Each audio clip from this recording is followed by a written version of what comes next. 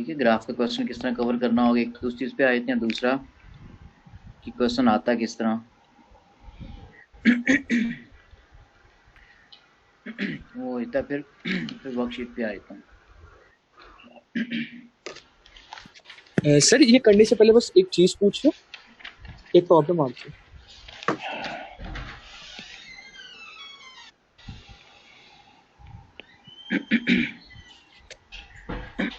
आप एक काम कर सकती हैं, आप जो है बेटे बैठे हमारे पास उठने वाला काम समरी है इस चैप्टर की, नहीं।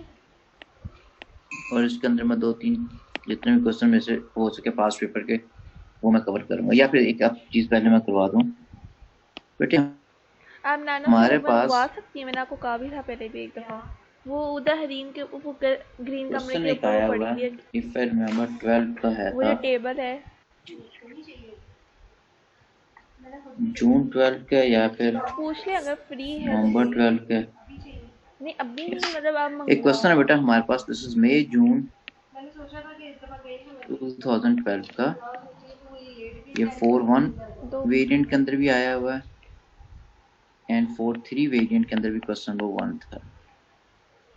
ठीक है, वो नहीं अब चाहिए, इस वो बस वो क्वेश्चन के टेबल अंदर चाहिए। उसने हमसे ये पूछा हुआ है कि कहता है कि एक स्फेरिकल प्लेनेट है, एक स्फेरिकल, उसने क्वेश्चन के अंदर कह दिया ये स्फेरिकल प्लेनेट के अंदर ये हमने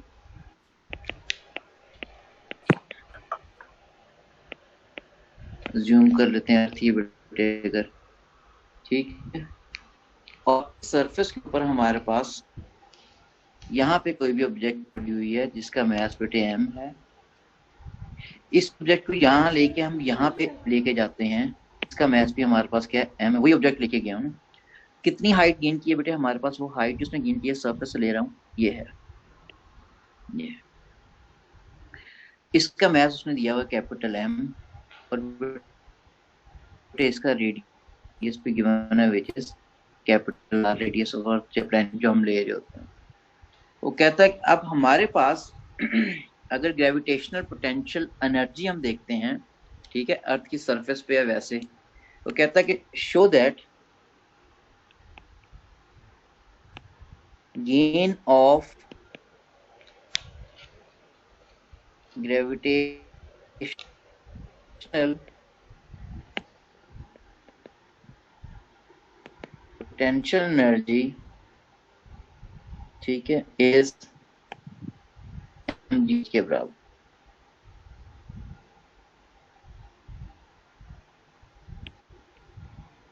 ठीक है, सर आपकी आवाज बहुत कट रही है।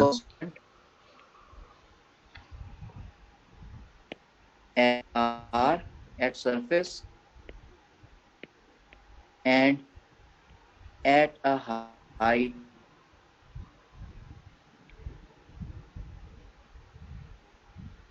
from surface,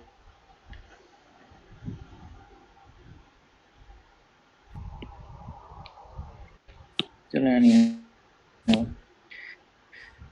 आवाज भी बहुत ज्यादा कट रही है सर। जी सर आवाज बहुत कट रही है जी। radius R at an object is placed at its surface, यहाँ पे इसका मास m है, उसकी मास को उसने कहा हमें कंडीशन दी हुई है कि g is constant at and at height a from the earth ही ले लें, ठीक है, और कब that gain of gravitational potential energy is this is mg h के बराबर है। ये पास्ट पेपर का क्वेश्चन है, मैंने आपको रेफरेंस दिया जिस पेपर के अंदर आया हुआ, दिस इज 2012 का क्वेश्चन है, actually this is 4 mark question, ठीक है। अच्छा, अब हमने जो फॉर्मूला पढ़ा ग्रेविटेशनल पोटेंशियल एनर्जी का, ओ लेवल्स के अंदर या एएस के अंदर हम mgh ही पढ़ते हैं ना बेटे, और हम वहाँ पे सरफेस ऑफ अर्थ पे जी की हम कह रहे होते हैं कि हमारे पास हाइट नहीं है जिसकी वजह से क्या कहते हैं ग्रेविटेशनल पोटेंशियल एनर्जी की वैल्यू 0 है, हम अर्थ के रेफरेंस से लेते हैं, लेकिन ग्रेविटेशनल फोर्स हमेशा सेंटर ऑफ अर्थ पे लग रही होती है। तो इसका मतलब अगर मैं देखूं अर्थ की सरफेस पे ग्रेविटेशनल पोटेंशियल एनर्जी तो वो 0 नहीं होती है। अब इसका अगर मैं प्रूफ बेटे इसका करूं यहाँ पे, अब एक तरीका तो ये चलो प्रूफ ऑन कर लेते हैं जो हमने पहले एस में पढ़ा हुआ है। अगर आप इसको हमारा सरफेस लेके हाइट एच पे लेके गए, it means we have done work against the gravitational pull, ठीक है ना। अब मैं लिख रहा सिंपल वर्क डन पे आ रहा हूँ, वर्क डन आपने किया तो हाइट पे गया है ना, वो अदरवाइज तो जाता ही ना। हमारे पास क्या होगी, force against pull of earth यानी against gravitational force of earth times displacement, ठीक है। अब हमारे पास फोर्स क्यों लग रही हो, तो हमारे पास mg के बराबर आ रही है, डिस्प्लेसमेंट जो ट्रेवल की है वो हाइट के बराबर है, तो mgh अगर यहाँ पे भी लिख दोगे इस तरह तो इस पे भी उसने चारों नंबर लिए हैं, ये भी बिल्कुल ठीक है। लेकिन ये एस का था, लेकिन आज इस पे मार्क नहीं दिए हुए, इस पे चारों नंबर दिए, ठीक है। क्यों उसने कहा सेम है, क्योंकि बट कंडीशन गिवन है, ये देखो उसने कह दिया जी की वैल्यू कांस्टेंट है सरफेस पे और वहां पे भी, अगर इसका मतलब ये वैल्यू कांस्टेंट। अच्छा, दूसरा प्रूफ हम प्रूफ 2 जो हमने फॉर्मूला पढ़ा हुआ है, हमने तो फॉर्मूला ग्रेविटेशनल पोटेंशियल एनर्जी का पढ़ा हुआ है, जैसे G M M over R पढ़ा हुआ है। तो अगर मैं देखूं एट सरफेस, ठीक है, सरफेस के ऊपर देखूं एट सरफेस ऑफ अर्थ, मेरे पास फॉर्मूला बनता है बेटा पोटेंशियल एनर्जी का, तो मैं लेबल भी कर रहा हूँ ऊपर EP1, ये क्या हो जाएगा EP2। अब हम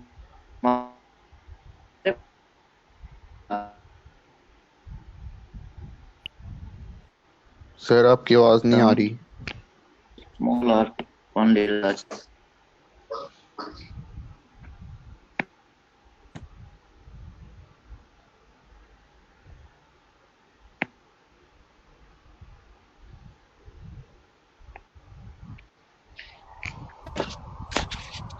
अब एक हमारे पास बेटे R1 है, दूसरी वैल्यू क्या R2 के बराबर आ रही है, ये मैंने किया हुआ है। अब हमारे पास सरफेस पे अगर देखूं तो मेरे पास पोटेंशियल एनर्जी की एक्सप्रेशन क्या आएगी, minus capital G capital M small m over R1, ठीक है। और अगर हम लोग पढ़ते हैं इसको, हमारे पास एट हाइट एज के ऊपर आल्टीट्यूड के ऊपर क्या वैल्यू बनती है, तो बेटे यहाँ पे पोटेंशियल एनर्जी आएगी EP2 minus small m over R2 हो जाएगी। वी हैव फोकस एनर्जी का हम सर आवाज बहुत कट रही है सर। R1 है तो हमने चीज डाल, तो जो हो जाएगा this is minus G capital M small m over R2 minus,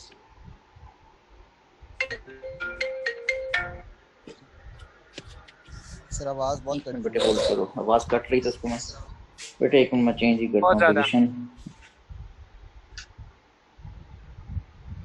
और साथ एल्युमिनियम पढ़ा था ना, ये सिग्नल उसने ट्रैप करना होता है एल्युमिनियम में, मैं चेंज करूँ उसको पोजीशन, आपने ठीक हो जाता अभी 1 मिनट में।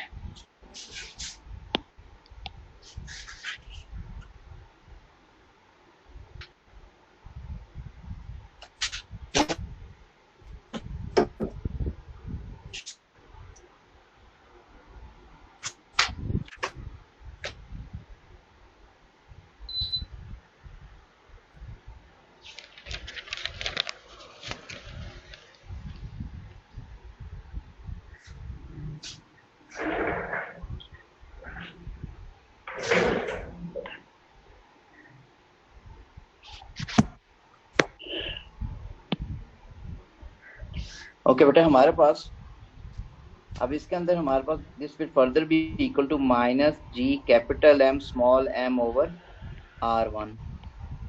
If you take capital G capital M small m as common, inside the bracket we are left with 1 over R1 minus 1 over R2.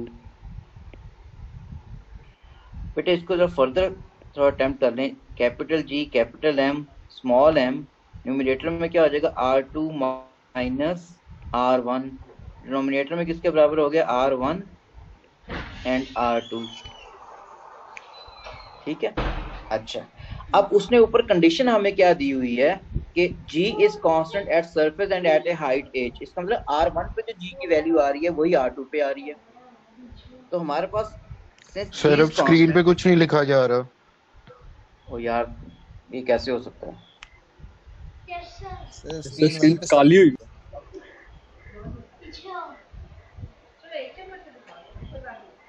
मुझे बना दो. क्या मैंने अब स्क्रीन बेटा नजर आ रही है? अब yes sir. Yes sir. Change किया अब वो नहीं है जूम वाली स्क्रीन है. ओके, दोबारा इतना लंबा काम करना पड़ना है, जल्दी नहीं करना मेरा. चलें बेटा, ये डिस्टेंस R1 था, यहाँ पोटेंशियल एनर्जी M थी, ये मैस को यहाँ पे हम लेके चले गए थे. पोटेंशियल एनर्जी EP1 होगी. This is potential energy EP2. This distance is R2. Change of potential energy अगर निकालूं मैं डेल्टा EP, तो this is EP2 minus EP1. This is minus capital G capital M small m over R2 minus capital G capital M small m over R1. Now if you take capital G capital M small m as common inside the bracket, we are left with 1 over R1 minus 1 over R2. So delta EP further be equal to capital G capital M small m inside the bracket क्या रह गया R1 R2 is further equal to R2 minus R1. अच्छा, अब यहाँ पे बेटे हमें उसने कंडीशन ये दी हुई थी कि G की वैल्यू कांस्टेंट है at position R1 and R2. ठीक है, ये हमें गिवन है. Since G is constant at R1 and R2. अगर कांस्टेंट, इसका मतलब R1 और R2 जो है वो नियरली बराबर है. इसका मतलब R2 की वैल्यू बहुत ही कम है इन कंपैरिजन टू R1. ये हाइट जो आ रही है, in other words R2 minus R1 जो है, इनके में जो आ रही है वो हाइट ही आ रही है बेटा, ये वाली. मैं सेंटर से नहीं ले रहा, सरफेस टू सरफेस ले रहा हूँ, बॉटम साइड से, यहाँ से. ठीक है, R2 माइनस R1 जो आ रही है this is equal to height के बराबर है. ये चेंज ऑफ हाइट चाहे लिख लो. ठीक है, और अगर इनकी वैल्यू कांस्टेंट है हमारे पास, G की वैल्यू कांस्टेंट R1 और R2 पे, इसका मतलब ये अप्रोक्सीमेटली बराबर भी हैं. ठीक है, अप्रोक्सीमेटली बराबर भी हैं. तो मैं यहाँ से ये रिजल्ट निकला है, इसका मतलब R1 जो है लिमिटिंग फैक्टर अप्लाई कर रहा हूँ, R2 के बराबर बेटे आ रहा है. अगर R2 के बराबर आ रहा है तो इसको मैं सिंपली कैपिटल R भी ले सकता हूँ, ये. ठीक है, कैपिटल R लिख लो या सिंपली R लिख लो, विच इज रेडियस, या R1 के बराबर ही लिख लो.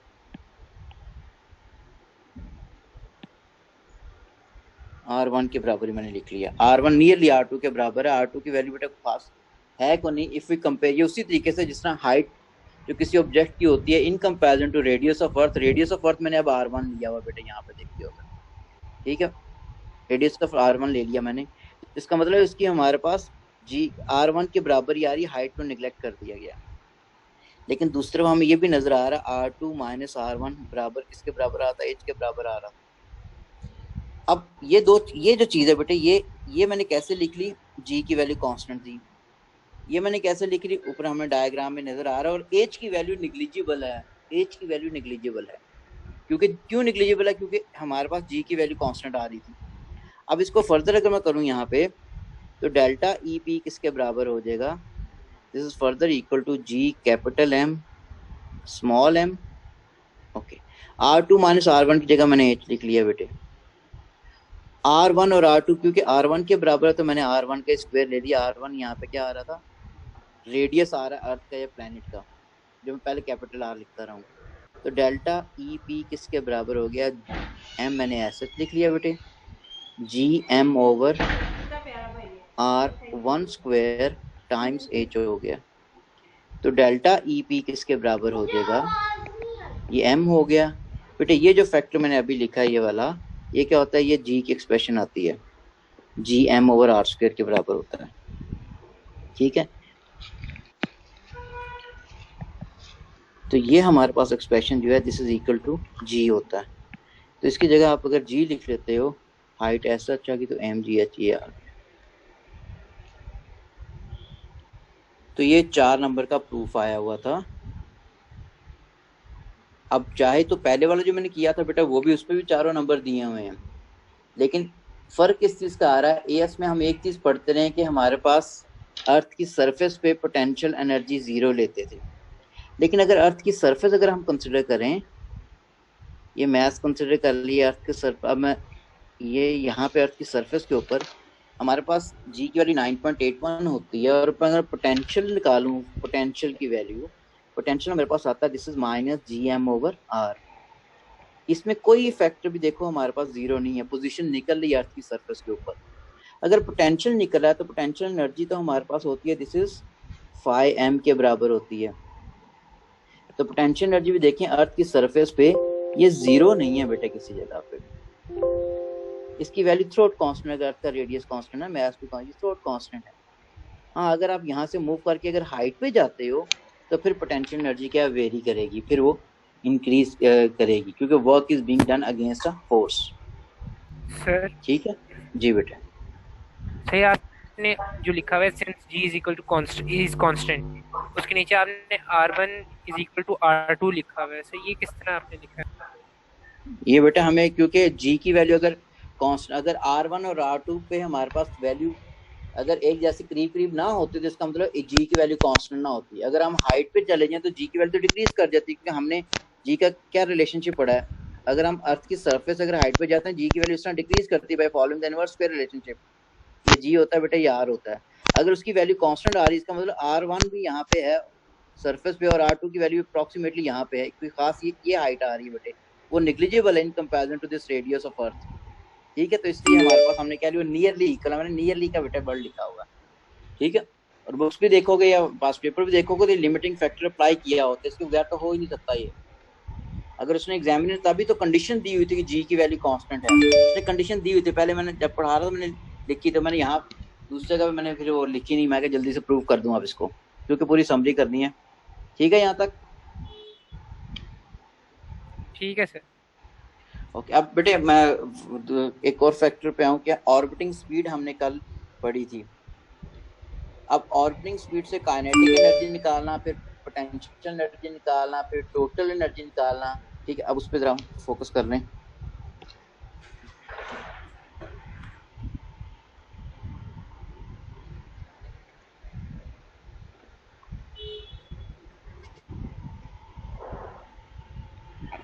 सो फर्स्ट वन पे ऑर्बिटिंग स्पीड बेटे हमने जो पढ़ी थी,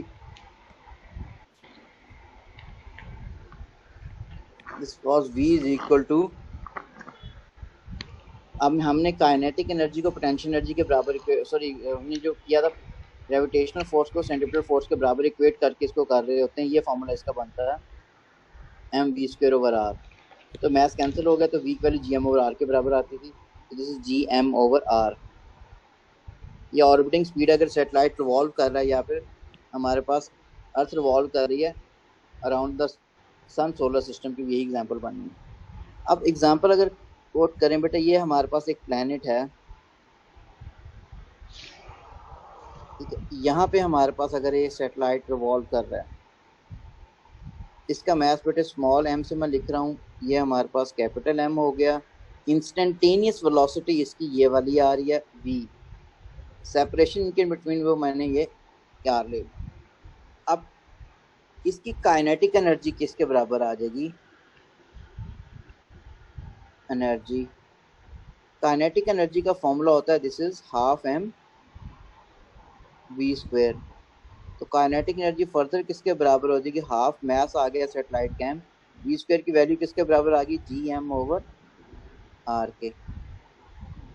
So kinetic energy further be equal to G capital M small m over 2r। ये आ गया, ठीक है। तो ये काइनेटिक एनर्जी की एक्सप्रेशन आ गई। पोटेंशियल एनर्जी हम बेटे कल पढ़ चुके थे,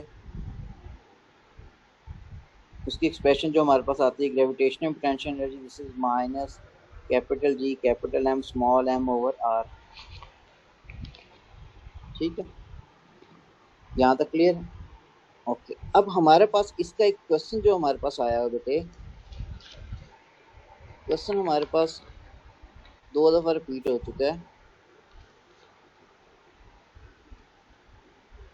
कहता है कि हमारे पास if this is a circular path along with this satellite is revolving having mass m, mass of this planet is capital M, और यहाँ पे हमारे पास ये है वही mass है। This is at a distance suppose small r1 and this is at a distance r2। ठीक है, अब ये हमारे पास suppose this is orbit 2 Sir? है और ये orbit। सर कुछ बच्चे वेटिंग रूम में इंतजार कर रहे हैं। तो करते रहें, आप क्या कर सकते हैं। ठीक है, नहीं तो मैं नीचे चक्र में हूँ बेटे। यहाँ पे इसकी वेलोसिटी क्या है, v1 आ रही है, यहाँ पे अगर वेलोसिटी कंसीडर करते हो v2 आ रही है। अब हमने देखना है कि वेलोसिटी में चेंज क्या आता है पहले। ठीक है, अब वो कह रहे हैं पहले वो ऑर्बिट 2 के अंदर हमारे पास 2 बच्चे सिर्फ हैं, वो बाद में बात। बेटे हमारे पास इसके अंदर ऑर्बिट 2 के अंदर एक सैटेलाइट रिवॉल्व करता जा रहा है और इसकी काइनेटिक एनर्जी बेटे हमारे पास डिफाइन हो रही है जो हमने निकाली हुई है। अच्छा, अब हमारे पास कहता है कि मूव करते हुए इसे कुछ रेजिस्टिव फोर्सेस मिली हैं। रेजिस्टिव फोर्सेस क्या हो सकती हैं, एटमॉस्फेयर के पार्टिकल जो इसको कोलाइड करते हैं, जैसे एयर रेजिस्टेंस वगैरह, तो जो उसको मिले तो ये मूव करके बेटे r2 डिस्टेंस से r1 पे आए, यानी ऑर्बिट 2 से ऑर्बिट 1 पे आ जाता है। कहता है अगर ऑर्बिट 1 पे आया तो क्या चेंज आती है इसकी स्पीड के अंदर, इसकी काइनेटिक एनर्जी के अंदर, इसकी पोटेंशियल एनर्जी के अंदर और इसकी टोटल एनर्जी के अंदर। ठीक है, हमने वो सारी चीज़ें देखनी है। तो हमारे पास अब अगर देखें बेटे ऑर्बिट 1 पे और ऑर्बिट 2 से ऑर्बिट 1 पे आया, यानी यहाँ से वो इस तरफ मूव किया। अगर इस तरफ मूव किया है हमारे पास तो क्या डिफरेंट फैक्टर्स हो सकते हैं जिसकी वजह से मूव किया। वो सिर्फ एयर रेजिस्टेंस की वजह से एनर्जी लॉसेस हुए हैं उसके, जिसकी वजह से करीब आ गया। अब हमारे पास बेटे अगर इसकी स्पीड का फॉर्मूला अगर हम देखें तो स्पीड का फॉर्मूला होता है v = gm over r under root. Question cover कर। अब हमारे पास क्या ऑर्बिट 2 से अगर ऑर्बिट 1 पे आया है तो बेटे हमारे पास r की वैल्यू क्या होगी है, कम। अगर r की वैल्यू कम होगी तो वेलोसिटी क्या हो जाएगी, इंक्रीज कर जाएगी। कैपिटल G और कैपिटल M तो कांस्टेंट, ये फॉर्मूला यूज कर रहा हूँ ना, ये तो कांस्टेंट है। ठीक है, तो इसका मतलब ये है कि हमारे पास वैल्यू जो होगी हमारे पास r की कम अगर हुई है तो वेलोसिटी ज़्यादा होगी। वेलोसिटी ज़्यादा तो काइनेटिक एनर्जी भी क्या चेंज आते हैं। काइनेटिक एनर्जी का फॉर्मूला वैसे ही हम पढ़ चुके हैं, G capital M small m over 2r। अब अगर वेलोसिटी ज़्यादा तो काइनेटिक एनर्जी ऑब्वियस बात है बेटे ज़्यादा होगी। यहाँ पे भी देख लो r की वैल्यू बेटे कम है, डिनोमिनेटर में आ रहा है। अगर r की वैल्यू कम है तो काइनेटिक एनर्जी क्या हो जाएगी, इंक्रीज कर जाएगी। थर्ड थिंग पे आते हैं कि इसकी ग्रेविटेशनल पोटेंशियल एनर्जी पे क्या चेंज आती है। तो ग्रेविटेशनल पोटेंशियल एनर्जी किसके बराबर आ जाएगी, this is -Gmm over r बेटे। अब यहाँ पे थोड़ा सा इंपॉर्टेंट, अब r की वैल्यू तो हमें पता चल चुका है कि रेडियस कम है। उसने कहा ही हुआ था हमें कि रेडियस कम हो गया अगर ऑर्बिट 2 से ऑर्बिट 1 पे आया। बेटे अगर r कम हुआ है तो इसका मतलब ये हो गया कि capital G capital M small m over r की वैल्यू क्या हो चुकी है, ये इंक्रीज कर चुकी है। And if we put negative sign along with it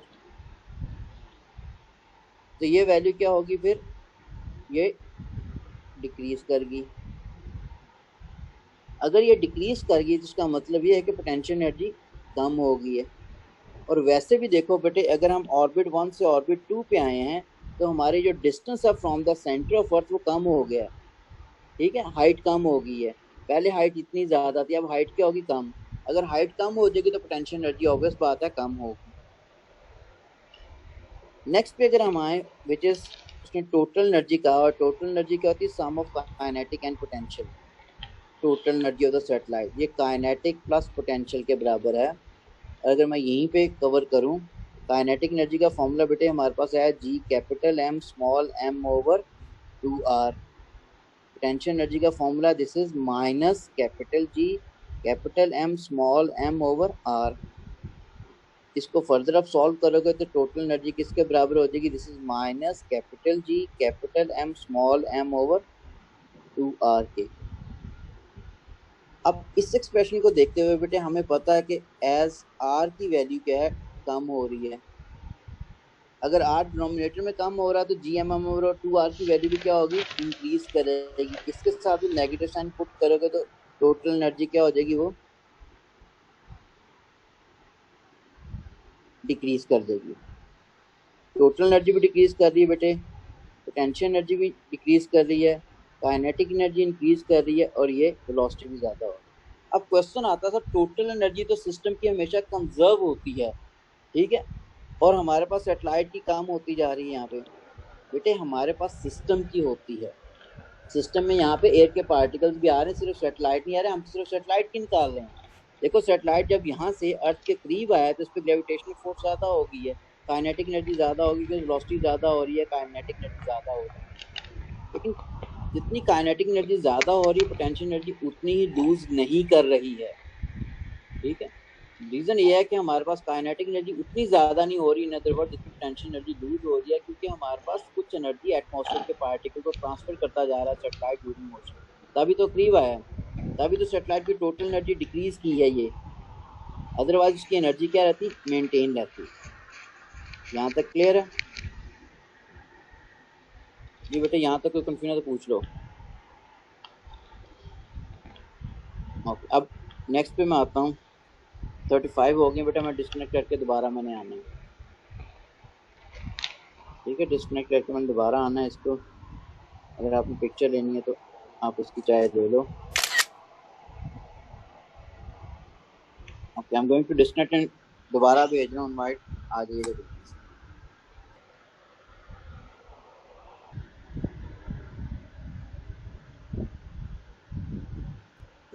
sir मेरा एक क्वेश्चन है। जी बेटा। सर आपने ना हमें कल पढ़ाया था जब आपने वो डेरिवेशन कैपिटल थर्ड लॉ की करवाई थी, तो उस टाइम आपने कहा था F C is equal to F G, और हम लोग ये फैक्टर को इग्नोर कर देंगे कि अर्थ प्लेनेट स्पिन कर रही है कि नहीं, ठीक है सर? हाँ जी, स्पिन अर्थ को स्टैटिक कंसीडर करते हैं या किसी भी, बिल्कुल सर। हाँ जी हाँ जी।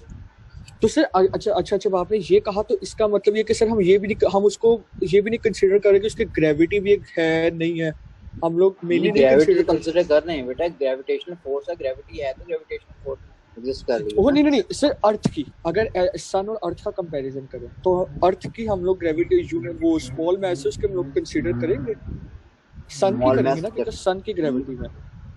बेटे देखो जी की वैल्यू वैसे भी ना, क्योंकि आप सन की फील्ड के अंदर हो ना, सन की फील्ड के अंदर, तो इसका मतलब है वहाँ पे हमारे पास अर्थ की जी की वैल्यू निग्लिजिबल होती है। लेकिन जितनी ग्रेविटेशनल फोर्स सन एक्सर्ट कर रहा है अर्थ पे, अर्थ भी उतनी एक्सर्ट कर रही है bye Newton third law.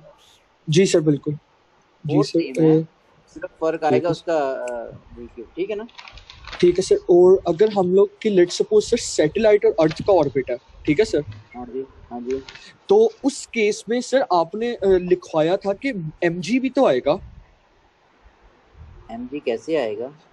Let's sir देखिए ना, अगर वो इक्वेटोरियल ऑर्बिट में जा रहा है, इक्वेटोरियल ऑर्बिट में सैटेलाइट, ठीक है सर? इक्वेटोरियल ऑर्बिट की वो तो पर्टिकुलर एक केस था ना, पोल पे तो नहीं था। वैसे अगर हमारे पास कोई चीज रिवॉल्व कर रही है, सैटेलाइट रिवॉल्व कर रहा है, इक्वेटोरियल ऑर्बिट में होना नेसेसरी थोड़ी है उसका, वो तो जियोस्टेशनरी के था, ठीक है।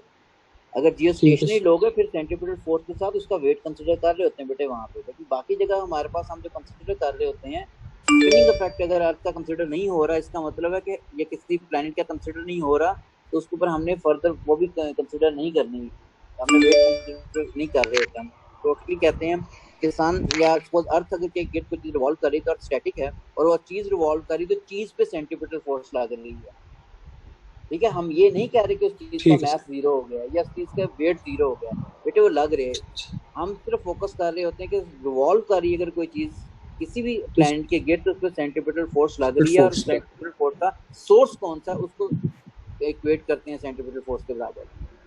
ठीक है सर, ओके ठीक है, ओके। अब नेक्स्ट पे बेटे हमारे पास इसके अब आते हैं ग्रेविटेशनल पोटेंशियल के ऊपर। ठीक है, gravitational sir potential screen share कर लें सर, अभी स्क्रीन शेयर नहीं हुई। स्क्रीन शेयर नहीं।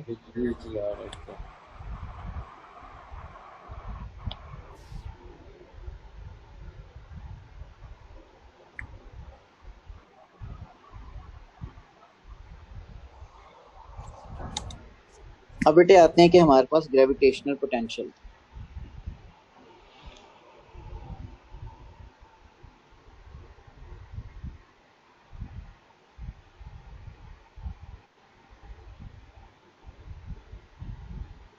Suppose if this is sun हो गया, इसका मास कैपिटल एम है, ये हमारे पास अर्थ होगी,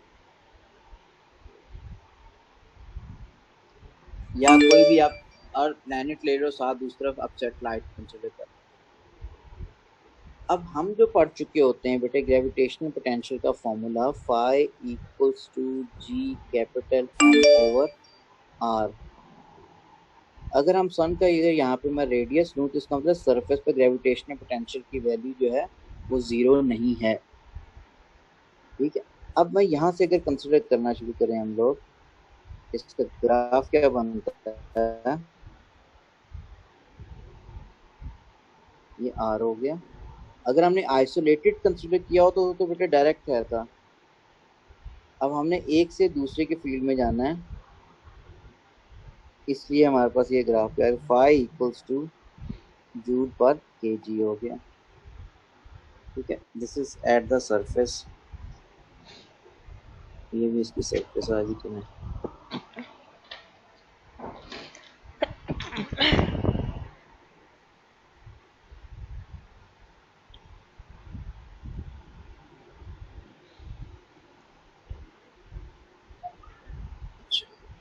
अब सन का मास बहुत ज्यादा होता है, मास बहुत ज्यादा होने की वजह से यहाँ पे ग्रेविटेशनल पोटेंशियल की वैल्यू भी क्या होगी बेटे, काफी हाई होगी। इसका सन के ऊपर अगर हम लोग हैं तो हम ग्रेविटेशनल पोटेंशियल की वैल्यू ज्यादा नेगेटिव है, वही एट दिस पोजीशन। अब यहाँ से अगर हम मूव करना शुरू हो गए हैं टुवर्ड्स अर्थ, इस लाइन के लॉन्ग, डॉटेड लाइन के लॉन्ग, तो बेटा एक पॉइंट यहाँ पे भी आता है जो हम पहले हम किया था मैंने कल भी, कि जहाँ ग्रेविटेशनल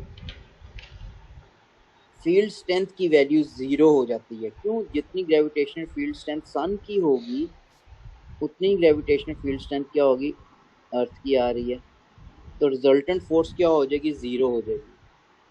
ठीक है, अब इस तरह किसी की पोजीशन में नहीं रहेगा, इन अदर वर्ड्स ये है। तो यहाँ से अगर हम when we are moving away from the sun, तो ग्रेविटेशनल पोटेंशियल की चेंज क्या आएगी हमारे पास, अभी हम ये सन के फील्ड के अंदर मूव करते करते हम इस जगह पे आ गए, ये जीरो नहीं मैंने किया, इस जगह पे तो मैंने ये शो की हुई।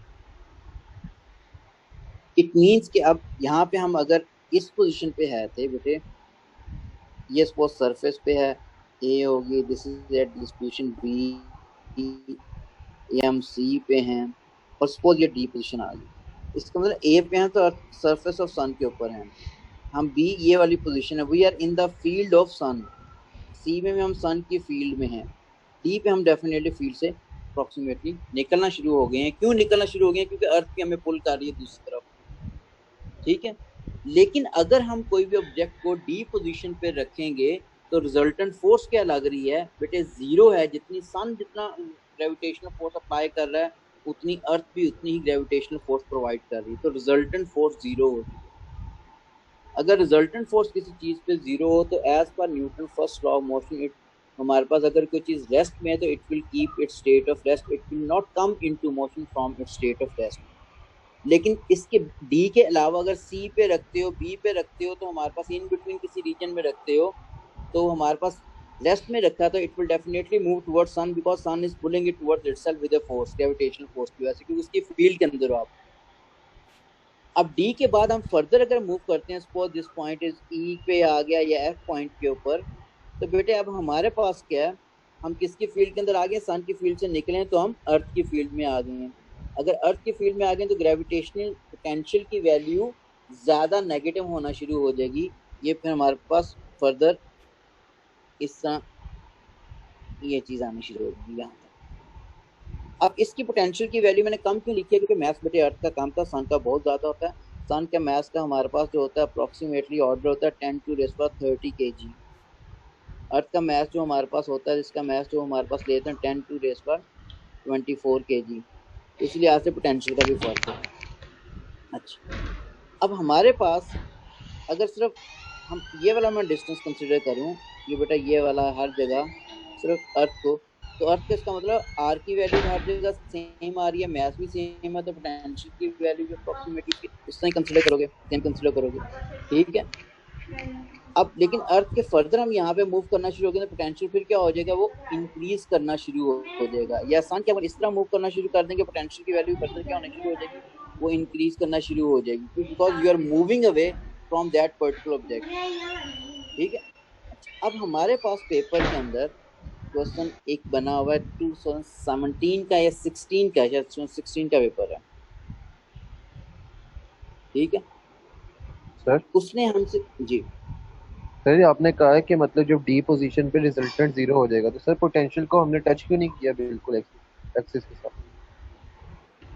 बेटा जी की अगर होता तो हम जीरो ही करते, ठीक है। अगर जी होता तो जीरो ही होता, पोटेंशियल जीरो नहीं हुआ। पोटेंशियल क्योंकि डिफाइन तो हो रहा, पोटेंशियल जीरो कहाँ पे होता है, इन्फिनिट पे। रिमेंबर मैंने लास्ट क्लास में ये चीज बताई थी कि पोटेंशियल की वैल्यू इन्फिनिट पे जाके जीरो होगी।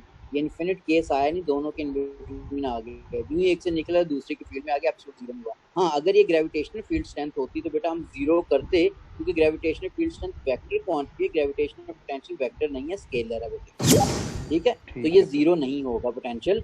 अगर ग्रेविटेशनल फील्ड स्ट्रेंथ होती तो जीरो होता, अगर ये ग्रेविटेशनल फोर्स भी कंसिडर करते तो ये जीरो हम लेते, ठीक है।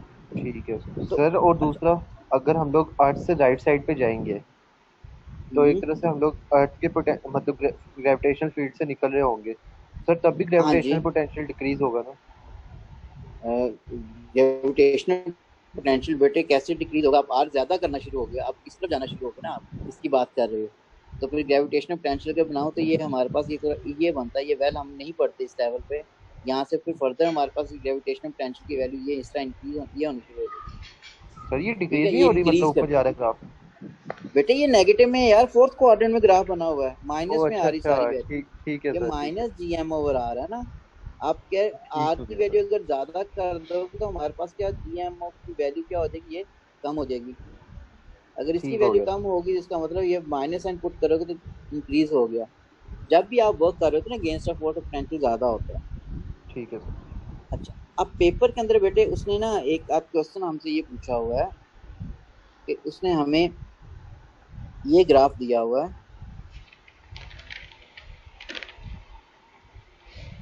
ये 5 जूल पर केजी में, और ये उसने कहा यहाँ से एक चीज मूव करती है यहाँ तक जाती है। यहाँ पे ये बेटे 5.2 वैल्यू गिवन है, यहाँ पे 5.1 वैल्यू गिवन है, यहाँ पे हमारे पास R1 वैल्यू भी गिवन है, जिस R2 वैल्यू भी गिवन है, ठीक है। और हमें वो कहता है कि हमारे पास चेंज ऑफ काइनेटिक एनर्जी क्या आता है, ठीक है। चेंज ऑफ काइनेटिक एनर्जी क्या आ रहा है या चेंज ऑफ वेलोसिटी क्या आ रहा है व्हेन मूविंग फ्रॉम, ठीक है, R1 टू R2। अब R1 से R2 अगर जा रहे हैं तो ऑब्वियस बात है बेटे फाई ज्यादा हो रहा है, पोटेंशियल एनर्जी ज्यादा हो रही है, काइनेटिक एनर्जी कम होगी, वेलोसिटी कम होगी, ठीक है। अब हमने इस चीज के अगर आता है क्वेश्चन तो हमने काइनेटिक को पोटेंशियल के बराबर ही इक्वेट करना है, पोटेंशियल को चेंज ऑफ काइनेटिक एनर्जी के बराबर ही। अब पोटेंशियल किसके बराबर होता है, पोटेंशियल बेटे हमारे पास होता है this is delta phi M minus G M M over R होता है ना, और उसमें जी एम ओवर आर किसके बराबर था, फाइव है। अगर चेंज हो रहा था पोटेंशियली चेंज हो रहा है ना आर के लिहाज से, और ये हमारे पास किसके बराबर हो जाएगा, काइनेटिक एनर्जी का फॉर्मूला हो जाएगा हाफ एम वी स्क्वायर। तो वी किसके बराबर हो गया, 2 delta five, in other words 2 times 5 2 minus 5 1। तो इस तरह भी सवाल आया हुआ है आपने निकालने के, ठीक है। यहाँ तक क्लियर है बेटे। अब एक और Yes, sir. रिलेशनशिप जो है, कल हमने पढ़ा था R cube, this is G M T square over 4 pi square. अब मैंने कहा था दिस इज नॉट नेसेसरी कि मैंने पार्किंग ऑर्बिट का रेडियस ऑल दो इसके थ्रू निकाला था, लेकिन ये हर चीज़ पे अप्लाई होता है। आपके सोलर सिस्टम पे भी यही अप्लाई होता है, आपके हमारे पास कोई भी सैटेलाइट अगर अर्थ की रिवॉल्व है वहाँ पे भी ये रिलेशनशिप अप्लाई होता है कि आर क्यूब जो है it is directly proportional to T square, क्योंकि ये फैक्टर हर जगह कांस्टेंट है। It means both are directly proportional to each other, यानी cube of the radius of the path traced by any satellite is directly proportional to square of its time period. ठीक है। अब earth हमारे पास if it is revolving around the sun, उसका time period given है बेटे हमें, ठीक है। अर्थ का टाइम पीरियड गिवन है, हमें मैस गिवन है सन का, ठीक है। और वहाँ से अगर हमने डिस्टेंस देखना है between sun and the earth तो इसी फॉर्मूले को यूज़ करोगे, क्योंकि एम कौन सा मैस आ रहा है, सन का। टाइम पीरियड किसका आ रहा है बेटे, अर्थ का, यानी 365 डेज, 365 डेज हो गए बेटे। इसको आपने 24 आवर्स 60 मिनट 60 सेकंड से मल्टीप्लाई करो, सेकंड में टाइम पीरियड आ गया। सन का हमें मैथ्स कुछ भी सपोज वैल्यू गिवन है 7.4 टाइम्स 10⁻30 kg। बाकी फैक्टर तो हमें सारे गिवन होते हैं, तो यहाँ से हम सेपरेशन निकालेंगे between sun and the earth. फिर इसके ग्राफ भी हमारे पास एक दफ़ा आया हुआ है, 15 के पेपर में शायद है। कहता है कि हमारे पास ये आर क्यूब है और यहाँ पे टी स्क्वायर है, ट्रेंड क्या बनता है। अब ट्रेंड ऑब्वियस बात है कि ये चीज़ बन जाएगी, ठीक है ना, straight line from the origin, यानी because R cube is directly proportional to T square. अब वो कहता है फर्दर कि इसका ग्रेडियंट लेके बेटे, इसका ग्रेडियंट लेके हमें मैथ निकाल दें, ग्रेडियंट कंसिडर करें और वहाँ से हम लोग फिर मैथ निकाल दें। अगर हम इसका ग्रेडियंट लेते हैं तो हमें पास एक्सप्रेशन पता होनी चाहिए, ग्रेडियंट किसके बराबर आ रहा है, G M over 4 pi square, this is actually gradient. और ग्राफ का ग्रेडियंट आप यहाँ से ले लोगे बेटा, ये चीज़ें ग्रेडियंट आपको आ गया। ग्रेडियंट अगर आ गया आपके पास, जी की वैल्यू गिवन है, 4 पाई स्क्वायर की वैल्यू गिवन है, तो मैथ्स और सन भी यहाँ से आ गया।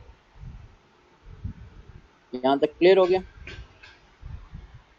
तो ये फैक्टर्स जो हैं, ये क्वेश्चन हमें इस तरह ये उसने एग्जामिनर ने पूछे हुए हैं, जो कि आप लोगों को पता होने चाहिए।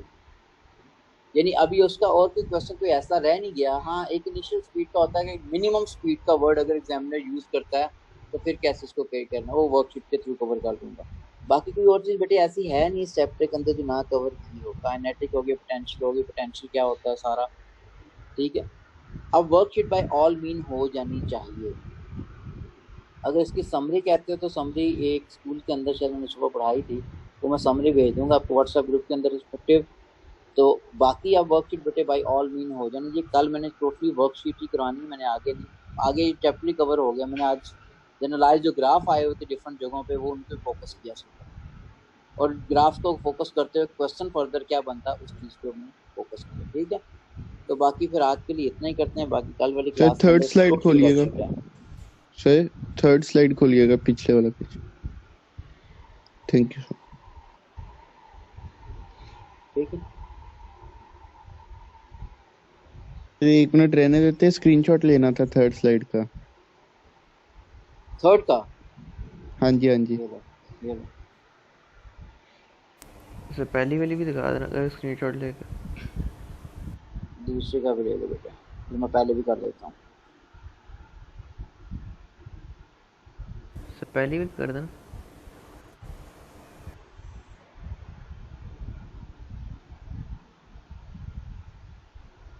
अब ओके कैम्ब्रिज के अगर क्वेश्चंस करते हो तो बेटा कोई क्वेश्चन ऐसा नहीं है जो ना क्लास में मैंने इनडायरेक्टली डिस्कस किया हो जाने चाहिए। हाँ थोड़ी बहुत डेफिनेटली, क्योंकि प्रूफ शो दैट साथ होता है, कोई ना कोई चीज़ आपको अप्लाई करनी पड़ती है। मेन कॉन्सेप्ट जो है था वो सारा मैंने आपको बता दिया। क्वेश्चन अब लाजमी अटैम्प्ट होने, कल वाली क्लास में वर्कशीट है और मेरे करवाने से पहले लाजमी कीजिएगा ताकि बेहतर लर्निंग हो सके। ठीक है, ओके बेटा, देन मीट यू टुमारो इंशाल्लाह। अल्लाह हाफिज़। अल्लाह हाफ़िज़। बस तो